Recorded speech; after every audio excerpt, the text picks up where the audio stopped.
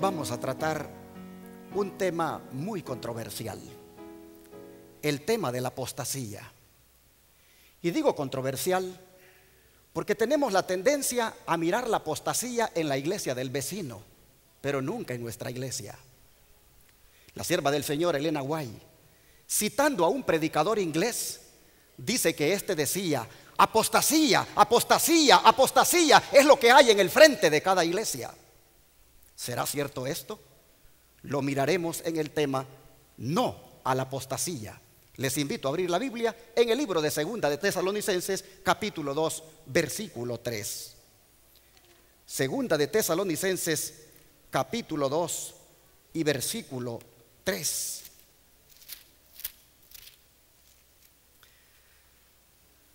Y la palabra del Señor nos dice así: nadie os engañe en ninguna manera, porque no vendrá sin que antes venga la apostasía y sea revelado el hombre de pecado, el hijo de perdición. Aquí Pablo nos habla de una apostasía escatológica, es decir, una que tendría relevancia en los tiempos finales. Pero ¿qué significado tenía para la gente de los días de Pablo el término apostasía? Por lo menos dos. En el campo secular se aplicaba a la sublevación que hacían las personas a las autoridades gubernamentales. Y en el campo religioso se aplicaba al abandono que se hace de Dios, el separarse de Dios, a la rebelión contra Dios, al abandono de su verdad. Es a este segundo significado al cual Pablo se refería. Él dice: antes que Cristo venga habrá una señal, y es que vendrá la apostasía, es decir, habrá una rebelión contra Dios. La gente se va a separar de Dios, se va a alejar de Dios y también de su verdad. Pero ¿inducida por quién? Ni más ni menos que por el hombre de pecado, el hijo de perdición. ¿Por qué lo llama así? Por lo que dice el verso 4, leamos: el cual se opone y se exalta contra todo lo que se llama Dios o es adorado, tanto que como Dios se sienta en el templo de Dios, haciéndose pasar por Dios. Ahora, hermanos, miren cómo la Biblia le llama a la obra de este personaje. Verso 7: porque el misterio de iniquidad ya opera. Solo espera hasta que sea quitado de en medio el que ahora lo detiene. Nosotros sabemos por los estudios de las profecías bíblicas de Daniel y Apocalipsis que este personaje del que se habla aquí no es otro que el papado. Pues él es el único que ha usurpado a Dios de muchas maneras y ha arrastrado a mucha gente a la rebelión al pisotear la santa ley de Dios. Ha cambiado los mandamientos al poner un falso día de reposo llamado domingo en lugar del verdadero, como lo es el santo sábado. Y ha inducido a mucha gente a la idolatría. ¿Cómo ocurrió esto? El espíritu de profecía en el libro El conflicto de los siglos nos dice cómo. Veamos. Explicando los textos que acabamos de leer, dice el apóstol Pablo en su segunda carta a los tesalonicenses: predijo la gran apostasía que había de resultar en el establecimiento del poder papal. Declaró respecto al día de Cristo que ese día no puede venir sin que venga primero la apostasía y que sea revelado el hombre de pecado, el hijo de perdición, el cual se opone a Dios y se ensalza sobre todo lo que se llama Dios o que es objeto de culto, de modo que se sienta en el templo de Dios ostentando que Él es Dios. Y además el apóstol Pablo advierte a sus hermanos que el misterio de iniquidad está ya obrando. Es decir, ya en aquella época él miraba que se introducían en las iglesias errores que prepararían el camino para el desarrollo del papado. Por supuesto que fue poco a poco. Primero solapadamente y a hurtadillas, es decir, encubierta, secretamente. Y después con más desembozo, de una manera más descubierta, conforme iba cobrando fuerza y dominio sobre los espíritus de los hombres. el misterio de iniquidad, hizo progresar su obra engañosa y blasfema. Esto se agravó, hermanos, con la conversión nominal de Constantino, aquel emperador romano, a principios del siglo IV. Cuando este hombre, dice, se convirtió aparentemente en cristiano, aquello causó gran regocijo. Pero el mundo, disfrazado con capa de rectitud, de esa manera se introdujo en la iglesia. Y la iglesia se corrompió. Sigue diciendo el Conflicto de los Siglos que desde entonces la obra de corrupción progresó rápidamente. Es decir, de la conversión nominal de Constantino. Con la conversión de este hombre, dice, el paganismo que parecía haber sido vencido, vino a ser el vencedor. El espíritu del paganismo, con la conversión de este hombre, dominó a la iglesia.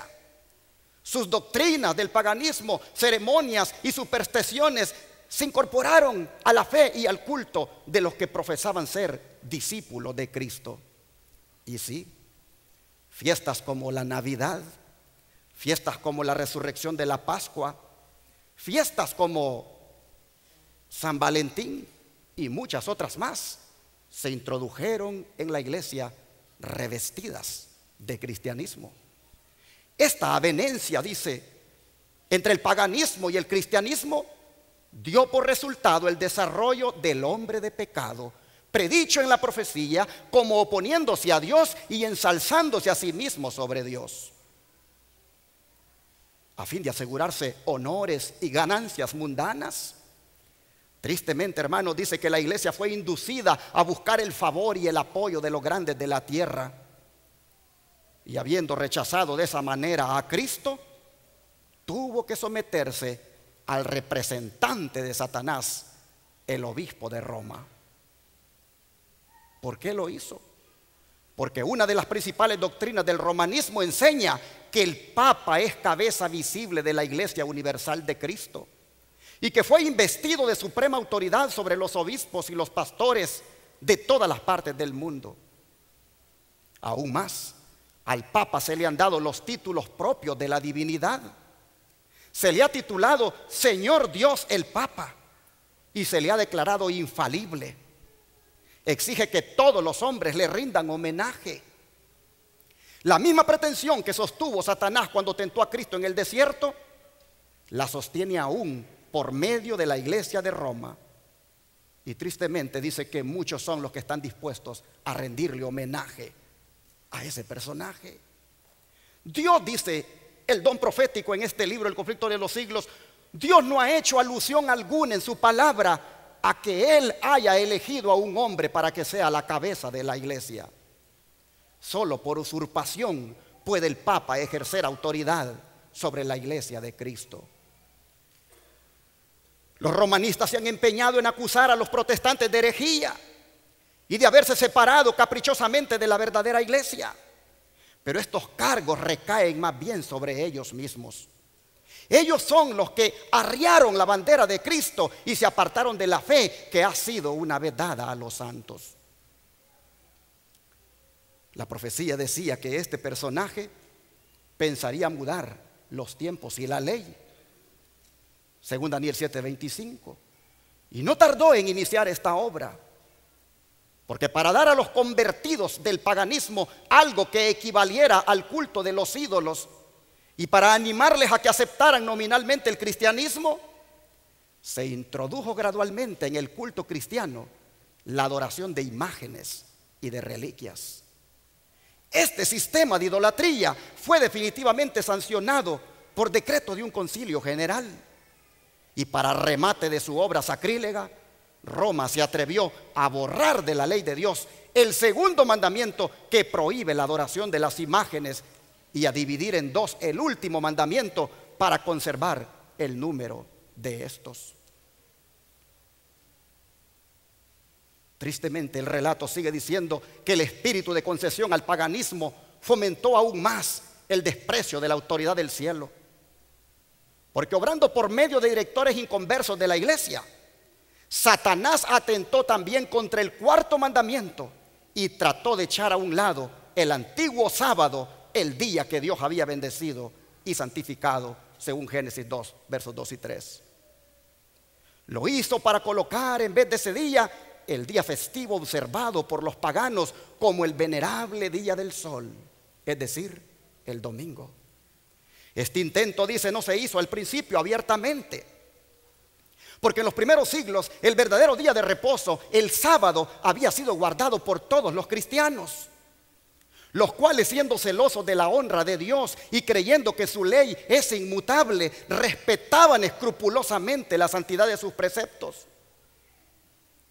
Pero Satanás procedió con gran sutileza por medio de sus agentes para llegar al fin que se propusiera. Para llamar la atención de las gentes hacia el domingo, lo declararon día de fiesta en honor de la resurrección de Cristo. Se celebraban servicios religiosos en ese día. No obstante, se lo consideraba como día de recreo y seguía guardándose piadosamente el sábado. A principios del siglo IV, este mismo emperador, entre comillas, convertido al cristianismo, Constantino, utilizando su poder, dice que expidió un decreto donde hacía del domingo un día de fiesta pública en todo el imperio romano. Y así el día del sol, el domingo, fue reverenciado por sus súbditos paganos, pero tristemente honrado por los cristianos también, pues era política del emperador conciliar los intereses del paganismo y del cristianismo que se hallaban en pugna. Pero ¿quiénes le animaron a hacer esto? Hermanos, miren ustedes quiénes: los obispos de la iglesia cristiana, los ancianos. Estos, dice, inspirados por su ambición y su sed de dominio, le hicieron obrar así a Constantino. Pues ellos comprendían que si el mismo día era observado por cristianos y paganos, estos, los paganos, llegarían a aceptar nominalmente el cristianismo y ello redundaría en beneficio del poder y de la gloria de la iglesia.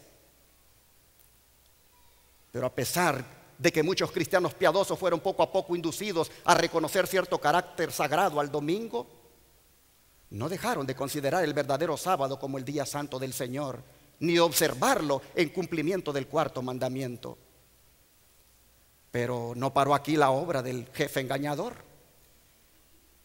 Había resuelto reunir al mundo cristiano bajo su bandera y ejercer su poder por medio de su vicario, el orgulloso pontífice que aseveraba ser el representante de Cristo, porque así se llegó a llamar. Realizó su propósito, dice, valiéndose de paganos semiconvertidos, de prelados ambiciosos y de eclesiásticos amigos del mundo. Se convocaba de vez en cuando grandes concilios en el que se reunían los dignatarios de la iglesia de todas partes del mundo. Y así, en cada concilio, el día de reposo que había sido instituido era deprimido un poco más, en tanto que el domingo era exaltado en igual proporción. Así fue, mis hermanos, como la fiesta pagana llegó a ser honrada como institución divina, mientras que el sábado de la Biblia era declarado reliquia del judaísmo y se pronunciaba una maldición sobre sus observadores. Hoy en día, tristemente, los protestantes se tragaron el cuento del papado y ellos alegan ahora que la resurrección de Cristo en el domingo ha convertido a dicho día en el día del Señor. Pero las Santas Escrituras en nada confirman ese modo de ver. Ni Cristo ni sus apóstoles confirieron semejante honor a ese día. ¿Dónde y cuándo adoptó el Señor a ese hijo del papado? ¿Qué razón válida puede darse en favor de un cambio que las Santas Escrituras no sancionan? Todo esto ustedes lo pueden leer en El Conflicto de los Siglos, de la página 47 a la 51, en el formato electrónico.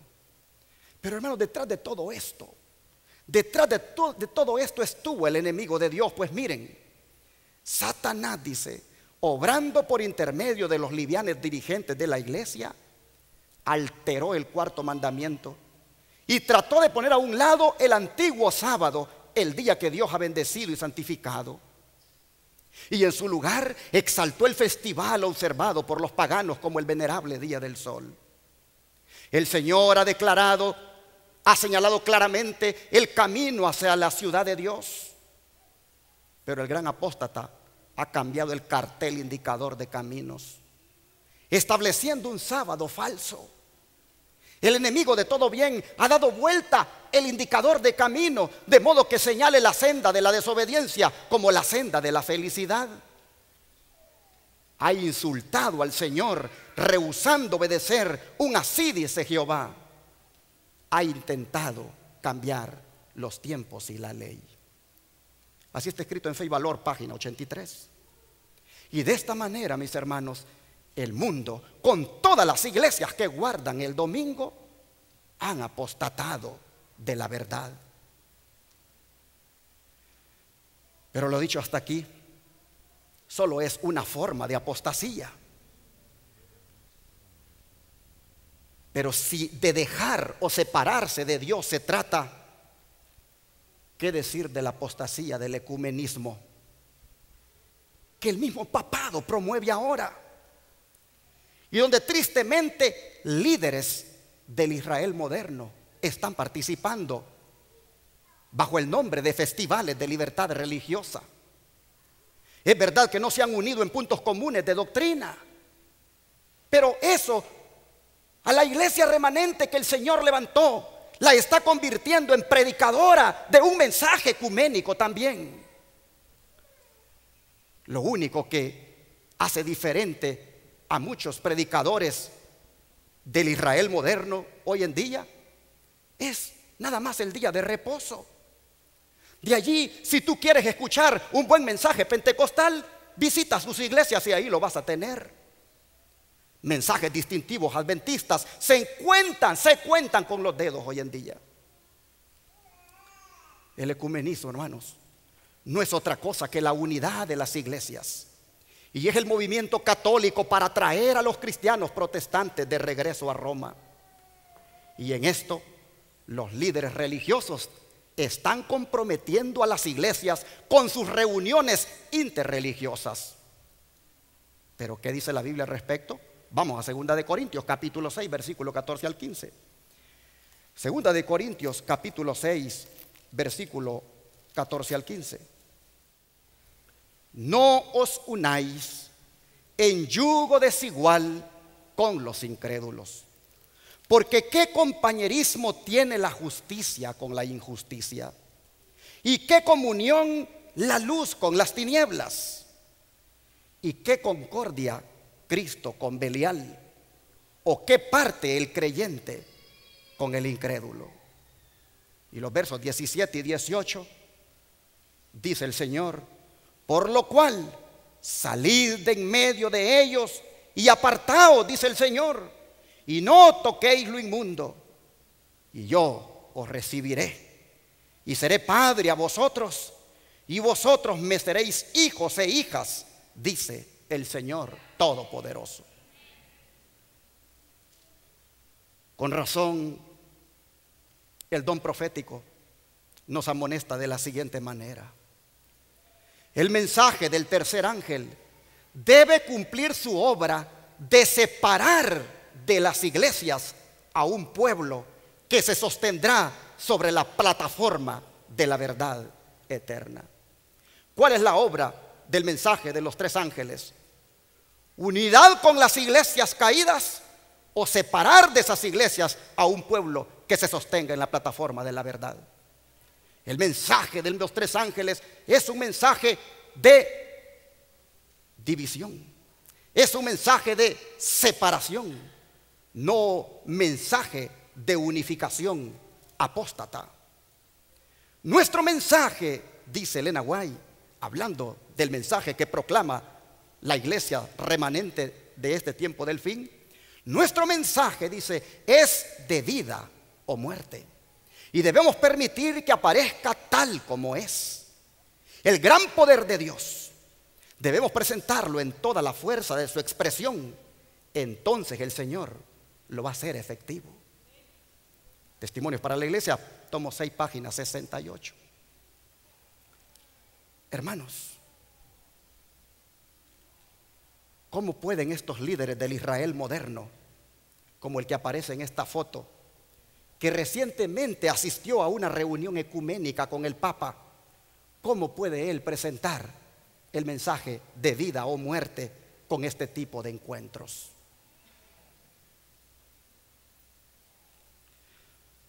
¿Cómo pueden este tipo de líderes enseñarle a la gente, por ejemplo, que el Papa es el anticristo, cuando permiten que el mismo Papa les dirija la palabra diciendo: camino con Jesús, no con mi Jesús contra tu Jesús, sino con nuestro Jesús?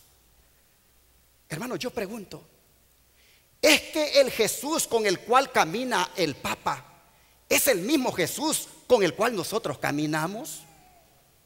El Jesús con el cual nosotros caminamos dice: si me amáis, guardad mis mandamientos. El Jesús con el cual nosotros caminamos dice: yo no he venido para cambiar la ley o los profetas. ¿Cómo pueden estos líderes del Israel moderno andar en esas reuniones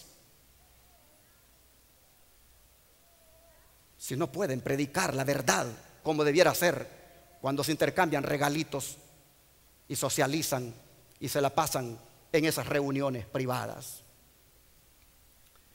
Hermanos del Israel moderno que me están mirando y que podrían oír este mensaje en diferido, hay que abrir los ojos, mis hermanos. Hay que abrir los ojos y miremos hacia dónde nos están conduciendo estos líderes. ¿Cuán aplicables son las palabras de Isaías capítulo 3 verso 12? Vamos a leerlas. Isaías capítulo 3 verso 12.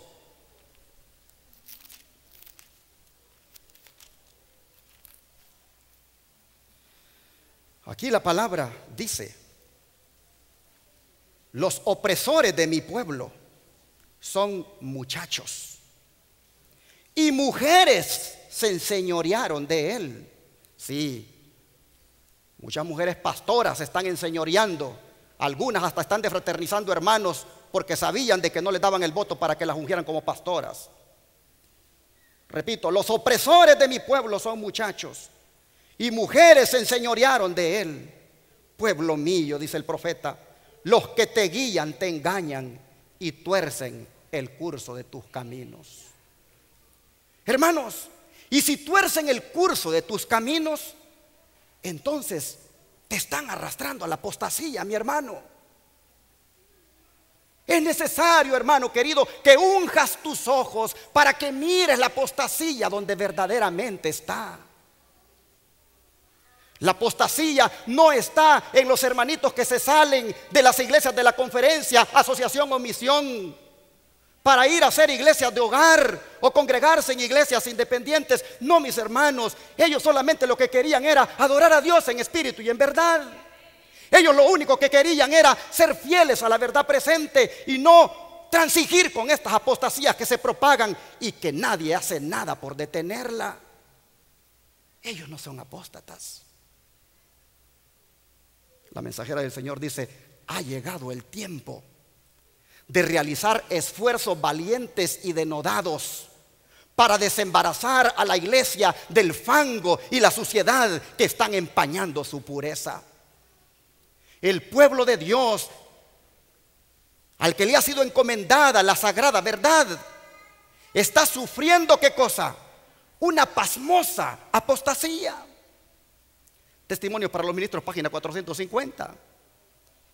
Y es esa apostasía la que está haciendo que algunos pastores se enseñoreen de la grey, silenciando a los hermanos que valientemente quieren predicar el mensaje de los tres ángeles. Los amenazan con borrarlo de las iglesias si predican de profecía. ¿Por qué? Porque no quieren que el pueblo se despierte. Hacen el papel de Caín en contra de Abel. Pues miren esto: la apostasía es lo que obra en los hijos de desobediencia para acallar la voz de los que están llamando a la obediencia, y provocan a los fieles para que sean desleales, como Caín provocó a Abel. Manuscrito 104 del 28 de septiembre de 1897. Me dolió mucho lo que un hermano me decía esta semana. Me comentaba de uno de estos caínitas que bajo la autoridad pastoral que le han dado, los amenazó con echarles hasta la policía si andan divulgando mensajes de profecía en la congregación. Hasta les dijo inclusive que si tenían que ser deportados, que los deportaran, pero que él no iba a permitir de que estuvieran insolentando a la iglesia o alarmándola con los temas que tienen que ver con los eventos del fin. Bien dice el don profético lo siguiente: hay dos influencias opositoras que se ejercen continuamente sobre los miembros de la iglesia. Una influencia trabaja para la purificación de la iglesia y la otra para la corrupción del pueblo de Dios. Testimonios para los Ministros, página 46. Y esa corrupción ha llegado, hermanos, hasta en la forma de adorar, cayendo en este otro tipo de apostasía, donde se canta por dinero, haciendo los famosos conciertos, convirtiendo a la iglesia en un centro mercantil donde los cristianos pagan por recibir una supuesta administración espiritual, siguiendo el ejemplo de los conciertos del mundo. Los conciertos cristianos, hermanos, tienen de todo, pero menos de adoración. Los artistas cristianos hoy en día adoptan ropa, movimientos y apariencias similares a los cantantes del mundo, y muchas veces estos conciertos se hacen con la excusa de obtener fondos para beneficio de la iglesia. Pero en esto, hermanos, no están haciendo sino repetir lo mismo que hicieron Nadab y Abiú. ¿Qué hicieron Nadab y Abiú? Vamos a Levíticos 10, versículo 1 y 2. Levíticos capítulo 10, versos 1 y 2.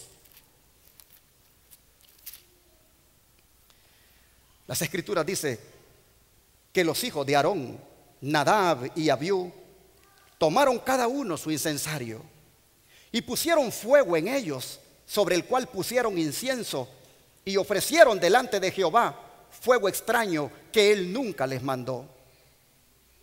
Y salió fuego de delante de Jehová, que los quemó y murieron delante de Jehová. Y ahora miren la aplicación que hace el espíritu de profecía de estas palabras que acabamos de leer.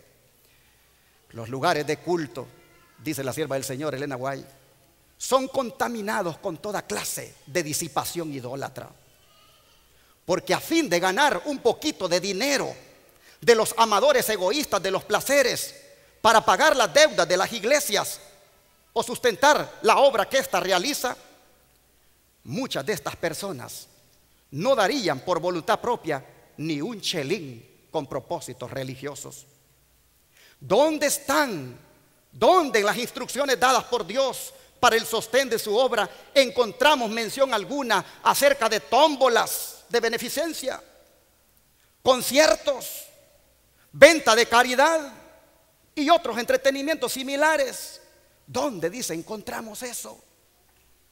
¿En qué parte está escrito que debemos hacer eso? Así dice, se atrae oprobio sobre Dios y el nombre cristiano. Los principios más corrompidos son fortalecidos por ese método no bíblico de reunir recursos financieros. Hermanos, me acuerdo cuando, por no tener esta luz, hacíamos comidas pro templo, hacíamos comidas pro radio. Bendito sea el Señor que nos abrió los ojos y desechamos esas apostasías. Y eso, dice, es lo que Satanás desea que ocurra. Los hombres, dice, están repitiendo el pecado de Nadab y Abiú. Están utilizando fuego profano en lugar de fuego sagrado en el servicio de Dios, y el Señor no acepta tales ofrendas. Consejo sobre Mayordomía Cristiana, página 216. Hoy la música cristiana, hermanos, que se promueve en las iglesias, parece música mundana. Por eso yo quiero animar a los que cantan en esta iglesia a que sigamos las instrucciones que como pueblo remanente se nos ha dado para no caer en la apostasía de la música. Quiero invitarles a que vean conmigo algunas de esas instrucciones. En ciertas ocasiones, dice la sierva del Señor Elena White, es más difícil disciplinar a los que cantan y conseguir que lo hagan en forma adecuada que mejorar los hábitos de oración y exhortación. Muchos quieren hacer las cosas de acuerdo con su propio método, se oponen a las consultas y se impacientan cuando otro los dirige. Evangelismo 368. Así que el primer punto que debemos tomar en cuenta de esta cita es no cantar de acuerdo a nuestros propios métodos, consultar primero. Siguiente principio. En algunas de nuestras iglesias dice: he escuchado solos que eran inapropiados para el servicio de culto en la casa de Dios. Las notas prolongadas y los sonidos peculiares tan comunes en el canto de ópera no agradan a los ángeles. Estos se complacen en oír los sencillos cantos de alabanza expresados en un tono natural. Así que el segundo principio sería: seamos sencillos y naturales al cantarle al Señor. Tercer punto. Algunos que observan el sábado consideran que la asociación con la mundanalidad en materia de música es inofensiva, pero los tales se hallan en terreno peligroso. Satanás trata así de desviar a hombres y mujeres, y en esta forma ha obtenido el dominio sobre sus almas. Manuscrito 82 del año 1900. Así que el tercer punto, según esta cita, sería no asociar la música cristiana con la mundana. Es decir, no hacer que parezca el himno tipo ranchera, no hacer que parezca el himno romántico, no hacer que parezca el himno como que fuera un canto de la música grupera, pop, corrido, reggaetón y otro ritmo mundano, porque eso sería asociar la música cristiana con la música mundana. Y un cuarto punto es este: el talento musical muchas veces fomenta el orgullo y la ambición por la exhibición, y los cantantes dedican muy pocos pensamientos a la adoración a Dios. En lugar de conducir a las mentes a recordar a Dios, muchas veces lo que hacen es provocar su olvido. Carta 6 del año 1890. Así que el cuarto punto a tomar en cuenta, hermanos, es no buscar atraer la atención buscando que nos digan un amén a nosotros, exhibiéndonos en las notas o gestos que hagamos con nuestro rostro.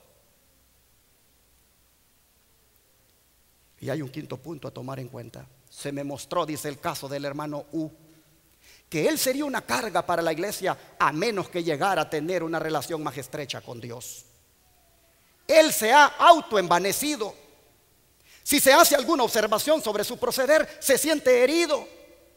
Si cree que se ha preferido a otros en lugar de él, lo toma como una injuria que se le ha hecho. El hermano U dice, tiene un buen conocimiento de música, pero su educación musical ha sido de una naturaleza tal como para actuar en un escenario, más bien que para el solemne culto de Dios. El canto es un acto de adoración a Dios en una reunión religiosa, tanto como lo es el hablar. Y cualquier rareza o peculiaridad cultivada atrae la atención de la gente y destruye la impresión seria y solemne que debe ser el resultado de la música sagrada. Cualquier cosa extraña o excéntrica en el canto desvía la mente del carácter serio y sagrado del servicio religioso. Consejos sobre la música, página 52. Así que el quinto punto a tomar en cuenta, hermanos, sería ser humildes y cantar para Dios, no para agradarle a los sentidos de la gente como el hermano U. Si nosotros seguimos estos consejos, no caeremos en la apostasía de la adoración. Nosotros estamos en este momento, hermanos, en un proceso de reformas. Y hemos promovido muchas reformas desde este púlpito. Algunas han sido acatadas, otras han sido rechazadas. Pero la reforma en cuanto a la música es una de las que a veces nos resistimos a aceptar. Y Dios está teniendo paciencia con nosotros, hermanos. Pero Él quisiera que la apostasía que podamos estar teniendo en esa área, Él quisiera que la dejemos ya. Bueno, dejemos a un lado la apostasía que hay en otros. Dejemos a un lado la apostasía que hay afuera. ¿Qué decir de la apostasía que hay entre nosotros? La apostasía de la presunción, por ejemplo, Es decir, presumir que tenemos frutos cuando lo único que tenemos son hojas. Presumir que tenemos la verdad presente, pero no nos dejamos santificar por ella. ¿Qué decir, hermanos, de la apostasía del orgullo que muchos de nosotros afloramos? ¿Qué decir de la apostasía del egoísmo, el amor al mundo y tantas otras? ¿No nos alejan esas cosas de Dios? También para nosotros hay una reprensión. Miren, Jesús vio su iglesia semejante a la higuera estéril, cubierta de hojas de presunción y sin embargo carente de rica fruta. En lugar de los frutos del Espíritu, lo que se notaba era orgullo, formalismo, vanagloria, egoísmo y opresión. Era aquella una iglesia apóstata que cerraba los ojos a las señales de los tiempos. Conflicto de los siglos, página 315. ¿Se estará repitiendo esto con nosotros, pueblo de Dios? ¿Se estará repitiendo esto con nosotros, pueblo remanente del tiempo del fin? Mire esta declaración. El espíritu de conformidad con el mundo está invadiendo las iglesias por toda la cristiandad. Los hombres verdaderamente justos están desapareciendo de la tierra sin que a nadie le importe algo. Los que hoy profesan religiosidad en todas las iglesias aman al mundo, se conforman con él, gustan de las comodidades terrenales y aspiran a los honores. Están llamados a sufrir con Cristo, pero retroceden ante el simple oprobio. Apostasía, apostasía, apostasía es lo que está grabado en el frente mismo de cada iglesia. Y si lo supieran o sintieran, habría esperanza. Pero ay, lo que se oye decir es: rico soy, estoy lleno de bienes y nada me falta. Es decir, la apostasía está en el catolicismo, la apostasía está en el protestantismo, pero en el adventismo no hay ninguna. No hay peor ciego que aquel que no quiere ver.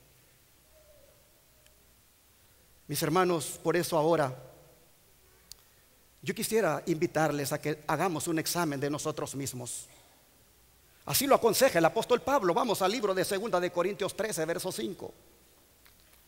2 de Corintios capítulo 13, verso 5. Pablo dice: examinaos a vosotros mismos si estáis en la fe. Probaos a vosotros mismos.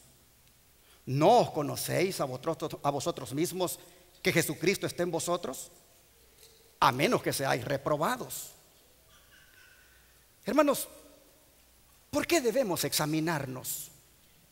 Porque si somos honestos, hermanos, con nosotros mismos, también en nosotros hay apostasía.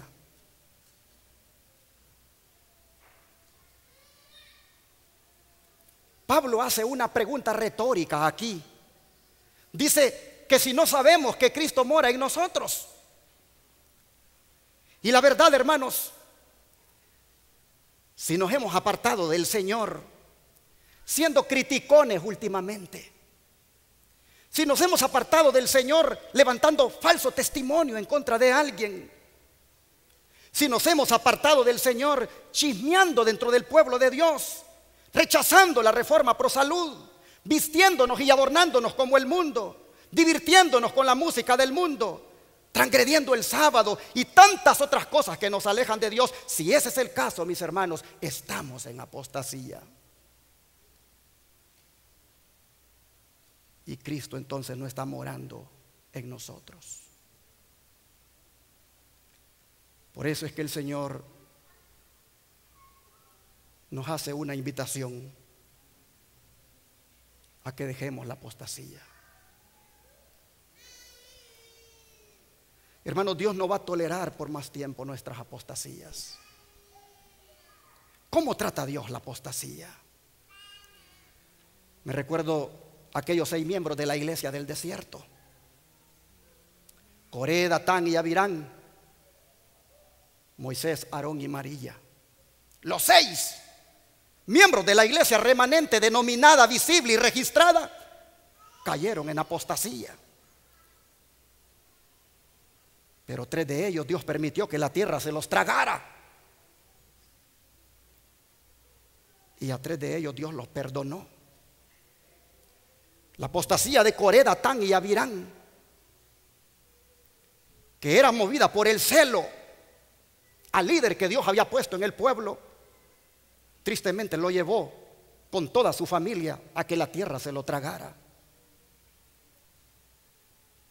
Pero en cambio la apostasía de Moisés, de Aarón y de María, Dios la trató diferente. Usted dirá, ¿por qué está tratando, pastor, de apóstata Moisés? Oh, hermanos, las escrituras dicen que cuando él golpeó la piedra por segunda vez, cayó en la apostasía de la incredulidad. Pregunto, ¿es apostasía ser incrédulo, hermanos? Por supuesto. Moisés, por no haber creído a Dios, no entró en la tierra prometida de esta tierra. La apostasía de Aarón, inducir al pueblo a la idolatría, poner a la iglesia a jugar y a divertirse como la hacen los Aarones de hoy en día, haciendo eventos deportivos y poniéndola solo a puro entretenimiento a la iglesia. Y la apostasía de María, murmurar contra su hermano Moisés, criticarlo constantemente, que le atrajo sobre su cuerpo una lepra enviada por el Señor. ¿Por qué a los primeros 3 la tierra se los tragó y a estos 3 Dios les permitió seguir adelante? ¿Saben qué hizo la diferencia? En que los primeros 3, Coré, Datán y Abirán, no se arrepintieron de sus apostasías, mantuvieron su rebelión contra Dios. Y Dios no iba a permitir esa apostasía más en el pueblo. En cambio, la apostasía de María, la apostasía de Aarón, la apostasía de Moisés, al ser conscientes de ella, los llevó al arrepentimiento. Le pidieron a su padre que los perdonara y su padre los perdonó. A Aarón se le dio el sacerdocio, a María se le integró de nuevo en el campamento y a Moisés Dios lo tiene ahora en la tierra prometida, allá en la Canaán celestial. Hermanos y hermanas, nosotros también debemos hacer una decisión ahora con todas las apostasías que mostramos. Dios no tolera la apostasía en sus hijos. Dios espera de nosotros que también nos arrepintamos de todo corazón. Mire lo que dice Ezequiel capítulo 33 verso 11. El Señor nos habla aquí de la siguiente manera: diles, vivo yo, dice Jehová el Señor, que no me complazco en la muerte del impío, sino en que se vuelva el impío de su camino y que viva. Volveos de vuestros caminos, ¿por qué moriréis, oh casa de Israel? ¿Habrá en esta mañana, en este pueblo, alguien que quiera volver al Señor? ¿Habrá en esta mañana alguien que ha reconocido que en alguna forma ha sido arrastrado por la apostasía del mundo, pero que desea ahora apartarse de ese camino y vivir? Oh, hermanos, yo quisiera hacer una oración ahora por los que quieran volver al Señor. Yo quisiera hacer una oración ahora para los que quieran responder a esta invitación del Señor de volveos, ¿por qué vas a morir?